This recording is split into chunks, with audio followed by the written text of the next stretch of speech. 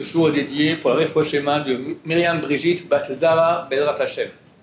Donc dans le cadre de notre rubrique Les Joyaux de Paracha, sur Parachat Tazra Mesorah, deux parachats ce Shabbat, qui les deux parlent d'un sujet qui n'est pas actuel, hélas, partiellement pas actuel, c'est-à-dire à l'époque, il y avait une sorte de maladie qu'on appelle la tsarat, la lèpre, traduit faussement comme cela en français, alors que la lèpre habituelle, ça avait des sortes de taches bizarres qui apparaissaient, soit sur le bâtiment d'une personne, les murs, soit sur ses habits, soit sur sa peau, et il devenait impur.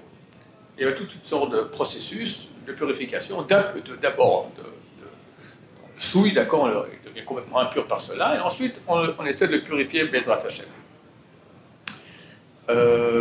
Maïmonide explique toutes ces lois-là. C'est pas actuel aujourd'hui parce que on dit qu'à l'époque, quand les gens étaient extrêmement purs, donc c'est comme si tu as une grande feuille blanche, tu fais des taches dessus, ça se voit. Alors on s'occupe de ça. Mais si maintenant la feuille blanche, on voit plus le blanc, on voit que du noir partout parce qu'il y a plein de taches, ça sert plus à rien d'amener des maladies pareilles. Surtout on est déjà tellement de péchés que ça en plus au moins ça fait plus rien. Mais néanmoins, le péché reste. Le péché du Lachon Hara, qui est la source. Metzora signifie donc lépreux, mais on peut le lire en deux mots, Metzo, qui fait sortir, l'autre aussi, Ra, du mal. Et avec sa bouche, il fait du mal. Il parle mal sur les gens, même quand c'est vrai. Même quand c'est vrai. Il y a des cas où c'est permis, quand il y a une utilité, etc., il y a beaucoup de conditions, mais normalement comme ça, pour rien, c'est complètement interdit, c'est extrêmement grave, extrêmement grave.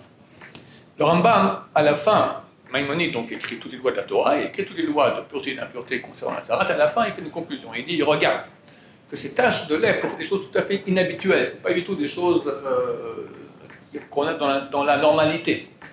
Et Dieu les a mis exprès pour que la personne fasse tchouva, comprenne qu'elle doit arrêter de parler Lachon Hara. Et il prend l'exemple de Myriam. Regarde Myriam, qui était la grande sœur de Moshe Rabbeinu, et qui a parlé sur Moshe Rabbeinu en disant pas grand-chose. Moshe Rabbeinu a arrêté la relation avec sa femme, parce qu'il s'est dit, je suis avec Dieu m'appelle à n'importe quelle seconde, je peux être impur, d'accord, la relation il faut tromper au mikvé après cela, à l'époque du moins, et donc je peux pas, donc je me sépare de ma femme. Et quand même, après cela, elle dit quoi, je comprends pas, nous aussi on est prophètes, et c'est pas pour ça qu'on s'est séparés de notre conjoint. Dieu se dévoile à elle, et lui dit, t'as pas honte de parler comme ça du Lachon Hara sur ton frère. Et pendant 7 jours, elle est venue lépreuse, elle a été mise hors du campement, tout Am Israël attend. D'accord. Et j'ai pensé dernièrement, regardez, elle a parlé, c'était il y a 3333 ans qu'elle a parlé. Et depuis 3333 ans, tout Am Israël parle de Myriam qui a parlé à Lachon Hara il y a tellement de temps. Et elle est restée 7 jours de... Une parole qu'elle a dit, comme ça, on en parle pendant des millénaires. Et dit le Rambam, mais qu'est-ce qu'elle a dit? Elle n'a pas dit du mal sur son frère, elle a dit, regarde. Nous aussi, elle l'a rendu égal aux autres prophètes. Elle s'est dit, il n'est pas plus grand que nous. Nous aussi, on est prophètes. Et il lui doit sa vie, Moshe Rabbeinu. C'est elle qui a regardé, lorsqu'on a mis Moshe Rabbeinu dans le panier d'osier, c'est elle qui a regardé qu'est-ce qui se passe. Elle a parlé à Pitié, elle a fait de parole. Il lui doit la vie. Et Moshe, il n'avait rien à faire. C'est marqué dans ce verset que l'homme, Moïse, est extrêmement humble. Lui, surpasse lui, il lui a pardonné. Néanmoins, regarde tout ce que ça a fait comme dégâts colossaux jusqu'à aujourd'hui. Et le Rambam a plus forte raison, les idiots, comme ça dit les tipchim, les idiots, qui parlent sur le prochain sur rien, qui font du mal, et qui font extrêmement de mal. Aujourd'hui, c'est terrible tout ce que la Lachon Hara peut faire, c'est terrible. Donc, il faut comprendre qu'il y a ici une grande mitzvah. Quelle est la mitzvah? Alors, c'est marqué dans la Torah, Ishamer Benegad Sarat, éloigne-toi, fais attention de ne pas recevoir fais attention par rapport aux taches de lèpre. Maintenant, dans le sens simple, c'est quoi? C'est que maintenant il a une tache, par exemple, c'est marqué qu'il y a 2 cheveux qui deviennent blancs. Ils sont noirs à leur bout, mais blancs en bas. Ça veut dire qu'ils ont commencé à pousser noirs, après ils deviennent blancs. Dans une sorte de tache, ça c'est un signe de lèpre. Alors lui, il se dit, personne ne me voit, hop, j'enlève les 2 cheveux. Ça c'est interdit, c'est un lave de la Torah, c'est interdit comme manger du porc, d'enlever les signes qui montrent que cela est impur. Ça, c'est le sens simple. Dans le sens allégorique, ça veut dire attention, côté pas de la lèvre, ça veut dire fais attention, c'est une des 17 ordonnances qu'il y a dans la Torah, que c'est leur fait Sraïm, de ne pas parler Lachon Hara. Et le Stipler, le père de Rabbi Chaim Kanevsky, le Stipler, et Badel Haim, qui vivent encore longtemps dans la grande génération de Rabbi Chaim Kanevsky, Shalita. Alors le Stipler, il écrit que, regarde, toutes les impuretés que nous connaissons, elles proviennent d'un contact avec un mort, avec un animal impur, avec toutes sortes d'impuretés. Il y a un contact physique. Ici, la personne, elle reçoit maintenant ses tâches dans sa maison, sur ses habits, etc. Tant que le Kohen ne vient pas et dit, il regarde, il vérifie, et dit maintenant, impur, tamé, c'est encore pur. Par exemple, il va vérifier, il lui dit, enlève tout ce que tu as dans la maison. Parce que du moment qu'il dit que la maison est impure, tout ce qui est dans la maison devient aussi impur. Il faut tout tremper au mikvé, si c'est des pots de trucs de poterie, il faut les casser, etc. Alors, le Kohen, il a pitié pour le bon juif, il dit, mets tout ce que là, tu mets tout, tu dégages tout, et après il dit impur. Dès qu'il dit impur, l'impureté arrive. Avant, il n'y a pas d'impureté. Donc on voit que l'impureté arrive comment? Par la parole du Kohen. Pourquoi? Pour que le bon juif là qui a parlé à la Shonara, il comprenne, mon cher ami, tu as vu un peu l'impact de la parole? Tant que je ne dis pas impur, ça va, tout est pur. Dès que je dis impur, ça devient impur. Le Kohen n'a pas le droit de pas dire de mentir, de dire que c'est pur, de ne pas dire que c'est impur. Il a l'obligation de le dire. Mais regarde l'impact de la parole. Le Gaon de Vilna devait être Mashiach, peut-être l'a été, Mashiach ben Yosef. C'est un texte qui dit cela. Et il devait venir en terre d'Israël. Il est parti. Pour finir, il est revenu parce qu'il dit du ciel, et on lui a dit qu'on ne voulait pas qu'il vienne en terre d'Israël, ce n'était pas encore le moment. Quand il est parti, il a envoyé, depuis où il était en voyage, il a envoyé une lettre à sa famille. Il appelle ça Igeret Agra, la lettre du Gaon de Vilna. Le Gra, c'est le Gaon de Vilna. Et là-bas, il dit des conseils extrêmement importants sur la vie, et il dit quelques petites choses là-bas qui sont terribles. Il dit comme ça, je vous cite, « Jusqu'au jour de sa mort, il faut que l'homme se torture, pas avec des jeûnes, pas avec des flagellations. Les kabbalistes, ils donnent toutes sortes de flagellations. Quelqu'un qui a une relation sexuelle, il doit se rouler dans la neige. Il faut jeûner, quelqu'un qui fait la batalla, c'est 84 jeûnes de suite, la Nida 82, il s'est énervé 151, le type il peut jeûner toute sa vie, on espère que 1% de ses péchés il aura expié, d'accord? Il dit que toute sa vie il faut se torturer, pas par des flagellations, pas par des jeûnes, mais par le fait de retenir sa bouche et ses envies. À bouche de dire des paroles interdites, la shonara, des gros mots, des insultes, maudire, etc. Tout ce que là, parler de filles pour les hommes, d'accord, toutes ces choses-là, on parle d'hommes pour les filles, d'accord, tout cela, c'est impur. Et retenir ses envies interdites, d'accord. Regarder une femme dans la rue, pour une femme s'habiller moins en tsniout, manger un truc avec ses cachères vaguement, d'accord, toutes ces choses-là, toutes ces envies, rester au lit encore alors qu'on doit se lever pour aller prier ou étudier la Torah, d'accord, toutes ces choses-là, ce sont des envies. L'homme doit se torturer toute sa vie, pas par flagellation, pas par jeûne, mais retenir sa bouche et ses envies. Et ça vaut plus que toutes ces tortures, toutes les tortures qui sont écrites dans le livre de Kabbalah, qu'il faut faire comme ci, comme ça, des jeûnes, etc. Le faire retenir sa bouche et ses envies, ça vaut plus que tout cela. Mais Zawatchouva, c'est ça la tchouva. C'est ça la tchouva. Chacun de nous va faire tchouva. Voilà, ma on peut avoir que son tchouva, d'accord, c'est comme ça que ça répare. Comment on répare? Alors, un jour de mon tikkun, tu veux un tikkun, tu as envie maintenant, quelqu'un t'a fait une remarque, tu as envie de lui dire quelque chose, tu te retiens. Ta femme t'a dit maintenant quelque chose de désobligeant, tu te la fermes.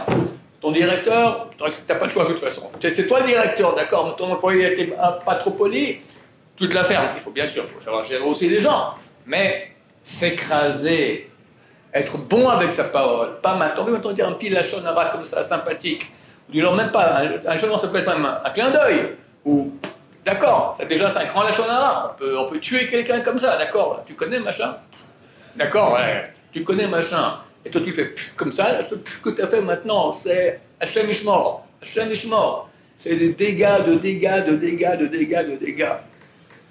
Le fait de se retenir, et c'est pas facile, de ce lachonara et de ses envies, c'est ça la tchouva, écrit du Gaon de Vilna. Il continue, et il dit qu'à chaque moment où la personne retient sa bouche, il reçoit pour cela la lumière cachée que aucun ange, aucune créature divine ne peut voir, et même imaginer.